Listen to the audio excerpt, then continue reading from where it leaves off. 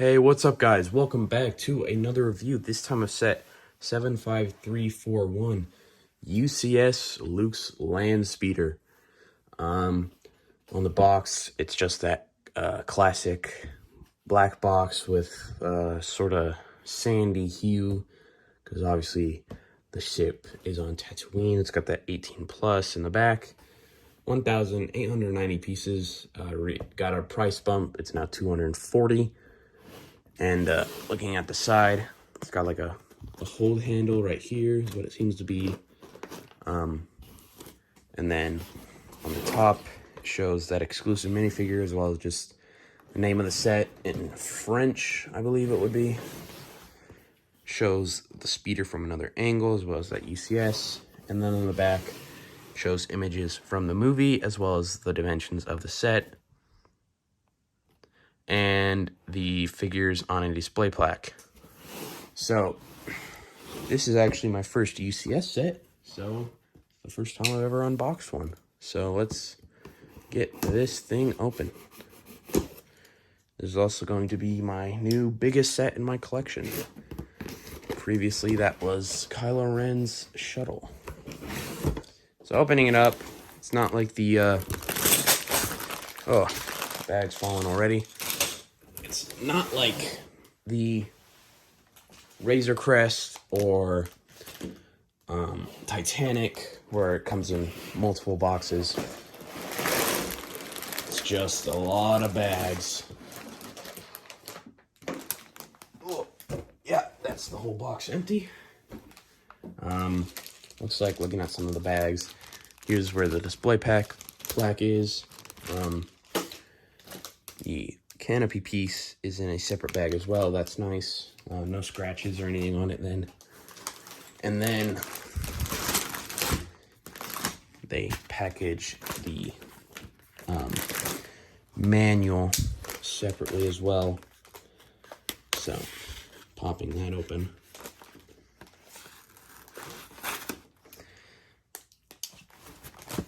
We have pretty big sticker sheet, but I guess the set's big. It's not like it's a lot of stickers. And then one behemoth of an instruction manual. And in the front, they say stuff like, you know, talking about the set. Funny, they say by popular demand. As much as I'm glad to have this set, and I think it's a set that was absolutely necessary. It's one of the most iconic vehicles in Star Wars. You know, obviously they've made like 6 or 7 play scale, so eventually a UCS had to be made.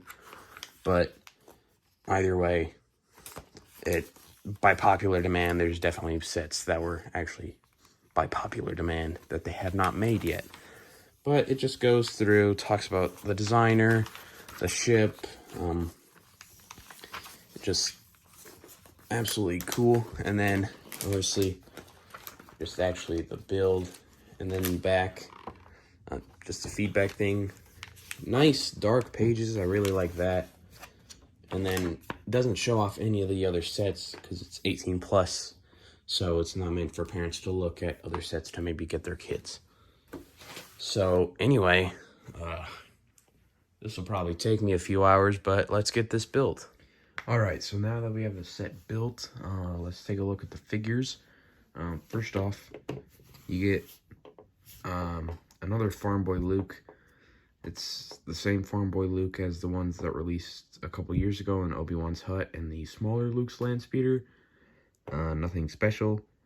If you're any serious Lego collector, you already have at least one of these guys, most likely. But it's a nice looking figure. You know, he's got his Tatooine robes. That nice, more accurate hairpiece and 2 expressions. And he comes with his binoculars and lightsaber. And then you get an exclusive 3PO, at least for now. And this is actually my first 3PO figure. Well, that's normal. I got the Advent Calendar 3PO, but this is just a fully normal 3PO. And he looks very nice. He's got a dual molded leg, side leg printing. Something you don't see, I think, on like most, if any, Lego Star Wars figures. But it looks really great. and I think it really works for him because, you know, it's part of his legs for the droid parts. The only thing that can be improved is if this was like in silver, but I don't think Lego does chrome printing except for the exclusive chrome Stormtrooper and Vader a couple of years back, or actually quite a few years back with those figures. But either way, looks very nice. Chest printing, everything, the hip and chest printing go together to form that stomach area with the wiring. And then the head mold is very nice as well. And it's all a very accurate figure.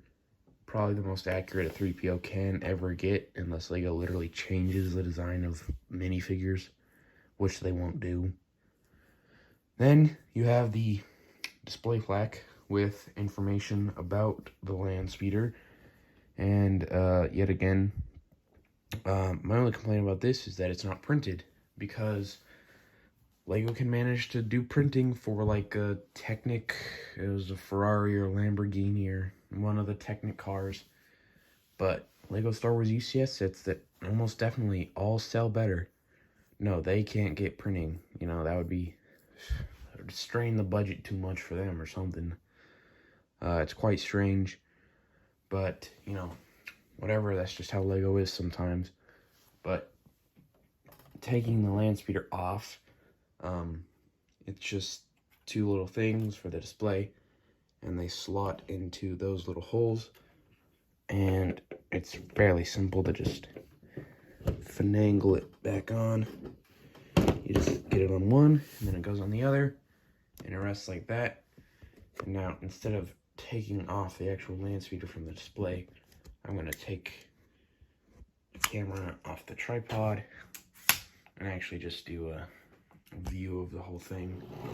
So starting at the front, you get some stickers, and my take on this is that stickers for this are fine, only because that's a pretty specific part piece, and it's only a $200 set. Like, I know $200 is not cheap for a Lego set, but it's not the most expensive a Lego set can be, so I think it's still okay to use some sticker detailing.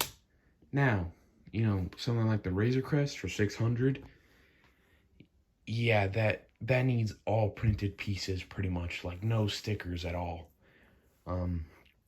It's $600, you know, you're paying a ton of money. But either way, the detailing is nice, just a little bit of scuffing. This is mostly pretty nice. It's just the pipes, and they're not stuck in, so it's not perfect, but you pretty much stick it behind this, and then it goes behind the ladder piece, and it goes all the way back here. You get some more sticker detailing there, and then you got this little piece sticking out. I'm not sure what that's supposed to represent. I know a lot about Star Wars, but, you know, I'm not an expert on everything. But looking on that side, you have the same sticker detailing, and moving up, you've got, maybe that's supposed to just be missing paneling with just gears underneath. And again, this canopy piece, very nice. Looks super good. Very happy about that canopy piece, and that they always seem to like custom make the canopies. But looking inside, you have the seats, obviously. They're very nice, obviously not minifigure scale. And inside you've got the steering wheel. I guess it wouldn't be a wheel, but, you know, steering thing. Some controls, another panel that's a sticker detailing as well.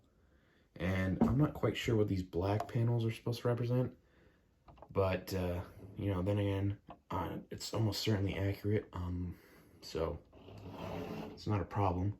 And then moving on, looking at the engines, you have this one, and they're all unique, or at least this one is. I think the other two are the same design.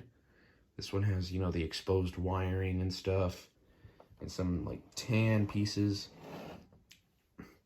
And then, you know, moving in the back, it's just pretty simple. And then it's in the front, they're all got the turbine sort of look. And then these engines all have sticker detailing. I got it mostly pretty good, but like I said, actual printed pieces would actually really help, really make it look good. But, you know, Lego just doesn't do that. You know, 4+ sets can get printing, but $200 sets can't, you know, for some reason. And anyway, moving on, this engine is also the same with some more tan on it and that same turbine design. And then in the back, you've got some like intake engines. This is the only part of the set that's loose. Like, you can pretty much grab this set. Well, you don't want to grab it from this turbine either, or any of the turbines or engines, or whatever you want to call them, because they're all like 2 or 3 Technic pieces, so those will come off. Like, if I grab the whole set, that would come off. But most of the set, you can just grab it, pick it up, nothing's gonna break, except these. These are also just clipped on by a couple. It's not a problem with the set, I'm not complaining. It's a UCS set, it's not meant to be played with by children, so it's fine that you can't, you know, just swoosh it around from any position. And it's still a very sturdy set. And you got some just little panel right there. Obviously, it's a ship that's on Tatooine. You know, panels are missing, wiring is exposed. It's a little beat up. It's not the newest model, but yeah. Talking about the building experience of this set, it's actually pretty fun. A lot of the inside is very colorful. You are not able to see any of that from the outside. It's all covered up, but it's super colorful, so you're able to like tell where everything goes. The only thing is, there is repetitive bits. These panels right here, you can see they're all like 4x2 panels, and you got to put down like 18 of them. Not as bad as that like Dagobah one that's pretty infamous with like the 177, but still, it's like those bits get a little repetitive. But for 11 bags, it's really pretty fun and building experience for me. It's especially enjoyable seeing it like come together. You know, you start off, and that's always a satisfying thing for Lego builds, but especially for a bigger one, you know, you see it slowly get built up more and more and more to look like the Landspeeder. And it's a nice looking model. This set absolutely had to be made, and they did a fantastic job of it. I wouldn't expect any less from the Lego designers, especially for something like their prized OT. I'm just saying, they seem to have a clear bias. That's pretty obvious, I think, to most people. But, you know, even with that OT bias, they did a great job with this set. I'm very happy. This is my first UCS set. I have no complaints. This is like 10 out of 10. Maybe 9.8 out of 10 for not having printed pieces. But other than that, literally like nothing wrong with this set. It's the price increase for $240. It's still worth it, in my opinion, whether you want to, just for the whole thing, really. Unless you just really hate the Landspeeder design, then obviously it's not for you. But as someone who, it's one of the most iconic ships in Star Wars. It's one of the first ones we ever see, and it looks fantastic. So, you know, that's all good. And if you enjoyed this video and you want to see more, there will be more Lego news and reviews. I try to do weekly, and I'm pretty good about weekly, so subscribe for that. You know, leave a like on this video, and I'll see you in the next one. Peace.